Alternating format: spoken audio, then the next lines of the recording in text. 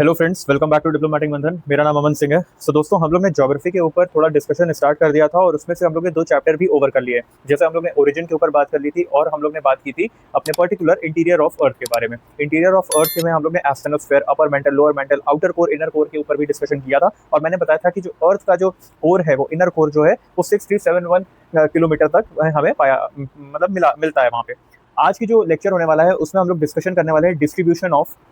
आज के जो हमारा लेक्चर है वो होगा distribution of continents and ocean.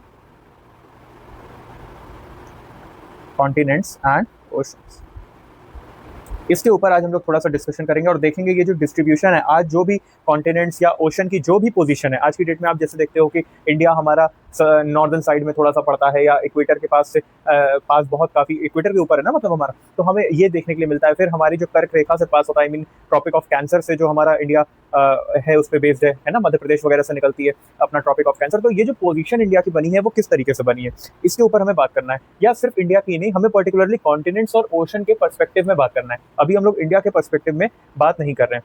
अगर मैं बात करूं distribution of continents and ocean की, तो इसमें हमें देखने के लिए मिल जाती हैं कुछ थ्योरीज।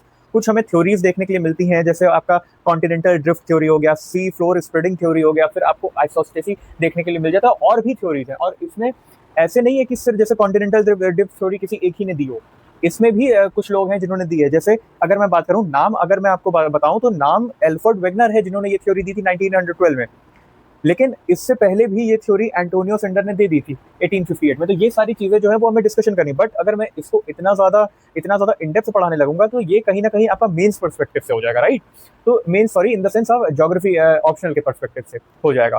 तो हम लोग डिस्कशन करेंगे थ्योरी वाइज थ्योरी की, कैसे हमें ये जो थ्योरीज है वो देखने के लिए मिली है, और हम लोग पूरी थ्योरीज को पढ़ के समझेंगे कि ये जो डिस्ट्रीब्यूशन है ये बेसिकली है किस वजह से।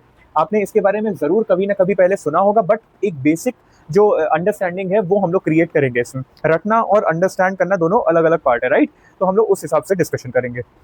तो अगर मैं बात करूं कुछ इंट्रोडक्शन की, तो आपको पता है ये जो पोजीशन है ना, ये मेजर थ्योरीज जो है उनसे चैलेंज किया गया है, जैसा कि मैंने अभी आपको बताया। अगर आपने कभी भी ऑब्जर्व किया हो, अभी कभी भी आपने ध्यान से देखा हो, अगर वर्ल्ड मैप को अगर आपने ध्यान से देखा हो, या जो वर्ल्ड मैप आता है वो अगर आपने ध्यान से देखा हो, तो आपने कभी ये चीज नोटिस की है, कभी ये चीज नोटिस की है आपने कि जो कॉन्सेंट्रेशन ऑफ लैंडमास है, लैंडमास, जो लैंडमास है, लैंडमास जो है वो ज्यादातर कौन से हेमिस्फीयर में, वो सर ज्यादातर नॉर्दर्न हेमिस्फीयर में है। नॉर्दर्न हेमिस्फीयर में है। मतलब कहने का है मेरा कि अगर हम लैंडमास की बात करें तो लगभग लगभग 75% जो लैंड मास है वो हमारा नॉर्दर्न हेमिस्फीयर में देखने के लिए मिलता है। आप देखो, कभी भी आप देखो कि नॉर्दर्न हेमिस्फीयर में हमको ज्यादा लैंड मास देखने के लिए मिल रहा है। अपना एशिया हो गया, रशिया हो गया, पूरा आपका नॉर्थ अमेरिका, ये सब चीजें आप देखिए, ज्यादातर जो लैंड है, लैंड, ओशन की बात नहीं कर रहा हूँ, लैंड की बात कर रहा हूँ। और हमारा सदर्न हेमिस्फीयर में क्या है, ज्यादातर हमें देखने के लिए मिलता है वाटर। लैंडमास जो है वो नॉर्दर्न में 75% के आसपास देखने के लिए मिलता है, और जो हमारा वाटर है वो वाटर हमारा लगभग ज्यादातर कहाँ देखने के लिए मिलता है, सदर्न हेमिस्फीयर में। सदर्न हेमिस्फीयर में ये चीज हम लोग ने देखी। इसमें हमें ये चीज भी अब आपने देखी होगी। और अगर मैं बात करूं, अगर मैं हटा दूं ऑस्ट्रेलिया, ऑस्ट्रेलिया हमारा किस प्रकार का है, लगभग लगभग कुछ इस तरीके से बना है ना, कुछ ऐसा बना हुआ है ना ऑस्ट्रेलिया। मेरे से थोड़ी सी गलती तो हो ही सकती है, कुछ ऐसा ऑस्ट्रेलिया, और अंटार्कटिका कुछ इस तरीके से यहाँ नीचे की साइड में, राइट। तो अगर इन दोनों को मैं हटा दूं, तो आपने कभी ये नोटिस किया है कि जो ज्यादातर कॉन्टिनेंट्स हैं वो ट्रायंगुलर हैं शेप में। Most of the continents are triangular. Most of the continents